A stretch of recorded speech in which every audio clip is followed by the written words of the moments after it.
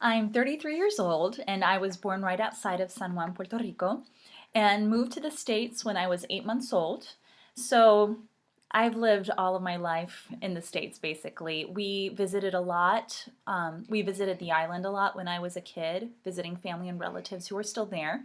Um, so in terms of my upbringing, it's really much 50-50 as far as Puerto Rican versus American. Um, my biggest challenge, I would say, especially during my adolescent years, was convincing both Americans and Hispanics alike that I indeed was 100% Puerto Rican. I think it just goes back to your stereotypical vision of a Hispanic, which is the brown skin, the darker features.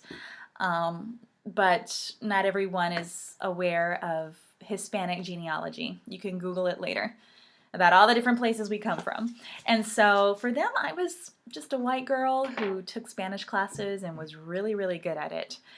Um, so interestingly enough, with people not being convinced that I was Hispanic, I went through this super patriotic season, especially during high school, where I was go Puerto Rico, everything, I love my island, I love where I'm from, just like this cultural revival in me personally, and seeking out my Hispanic friends, especially my Puerto Rican friends, wearing the t-shirts with the Puerto Rican flag and Puerto Rican jewelry, and everybody knew I listened to salsa music, and um, just this, I don't know, this patriotic season, which I'm actually very grateful for because it was during those years that my Spanish really, improved in terms of conversational as well as intellectual by taking the extra Spanish classes in school.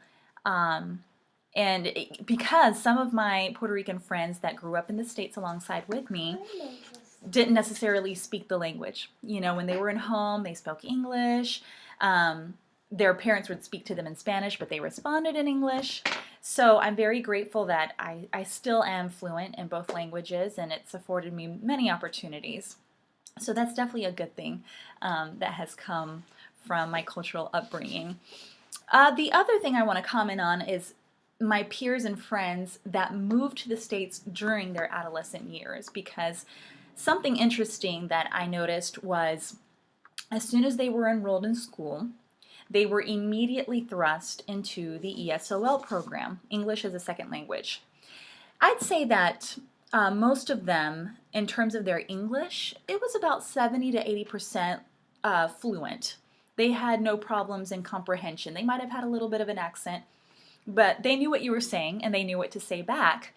Uh, those people maybe lasted 1 to 2 months inside the program before they were released because they didn't need it.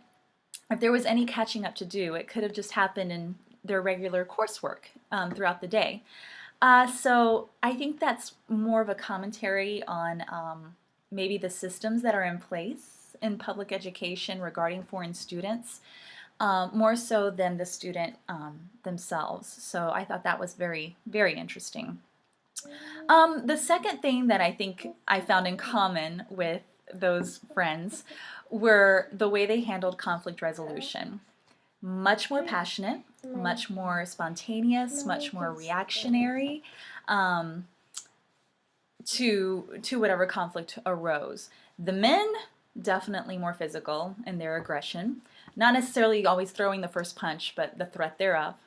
The women, very verbal in their aggression, name calling, raising their voice, and continuing to talk about it even after it was done. So that was interesting too. I don't really have much to say about that other than that that was an observation amongst many of my peers and friends who had just recently moved to the States. So I hope that's helpful and insightful. That's what I have experienced in my own life, and I hope that helps.